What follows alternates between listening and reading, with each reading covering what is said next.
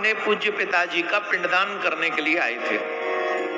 आचार्य गणों से चर्चा की, आचार्यों से चर्चा की तो लक्ष्मण को भेजा कि जाओ सामग्री एकत्रित करो। सामग्री एकत्रित होने में विलंब हुआ, शुभ मुहूर्त कम ही समय के लिए रहा होगा। राम जी भी चले गए किसी कार्य से, बोले चलो हम देख के लाते हैं। अब वो मुहूर्त बहुत ही कम समय के लिए था, ऐसा कहा गया। उस समय पंडित जी ने कहा और सीता मैया ने कहा कि आप पूजा प्रारंभ कीजिए, हम पूजा करते हैं, तब तक आ जाएंगे राघवेंद्र सरकार हमारे पतिदेव। पंडित जी ने पूजा प्रारंभ की, नहीं आए, पिंडदान का समय हो गया। वहीं से बालू के पिंड बनाकर सीता मैया ने कहा कि हम ही दे देते, दिए। और कहते हैं जब पिंड दिए तो स्वयं दशरथ जी महाराज का दाहिना हाथ प्रकट हो गया। पहले यही था गया में, पहले गया में जिसके नाम से पिंड दिया जाता था वो दिखता था, उसका हाथ आता था और पिंड ले जाता था। मरे पीछे भी इसके चक्कर में बंद हो गया हाथ आना। तो ये भी पूरी कथा है यहाँ की, वो हम नहीं बताएंगे, समाज को कोई प्रेरणा देने वाली नहीं है वो, उसे क्या सीखोगे आप, तो वो इसलिए नहीं बोलेंगे। सिर्फ इतना समझ लीजिए, पहले सबके ही हाथ दिखते थे, तो दशरथ जी का हाथ आया और वो पिंड लेके चला गया। राम जी आए, जब सरकार पहुंचे तो कहा पूजा प्रारंभ करो। बोले पूजा तो हो गई, पिंड तो हमने दे दिया। पिताजी ने पिंड स्वीकार किया। बोले हाँ स्वीकार किया।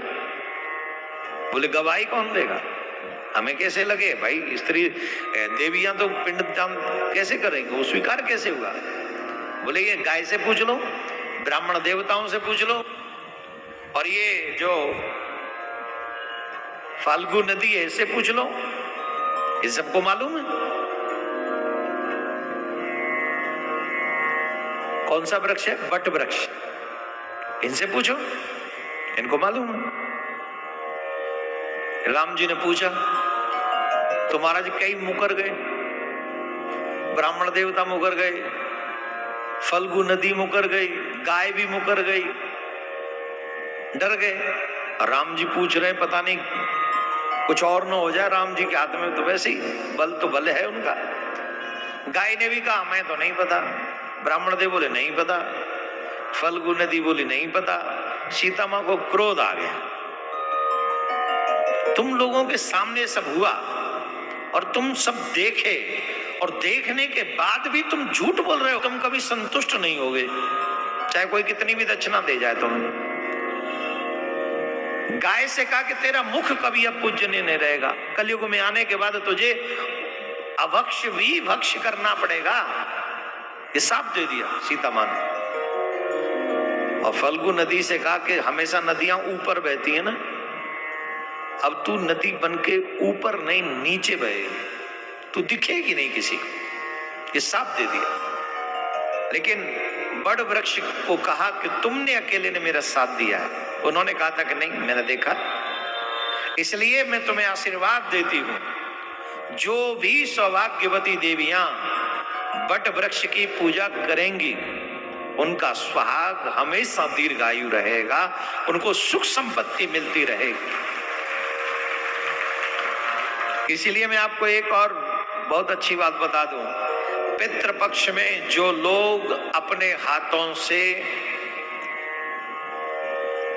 बट का वृक्ष लगाते हैं उससे पितृ बहुत प्रसन्न होते हैं और बहुत आशीर्वाद देते हैं। इन पितृपक्ष में अगर कोई बट का वृक्ष लगाए तो जितने भी लोग अगर मुझे सुन रहे हैं यूट्यूब पे, आपसे एक ही आग्रह है, अपने पितरों के लिए सामूहिक में बट वृक्ष तो वो तो फैलता ही चला जाएगा तो मुश्किल हो जाएगी।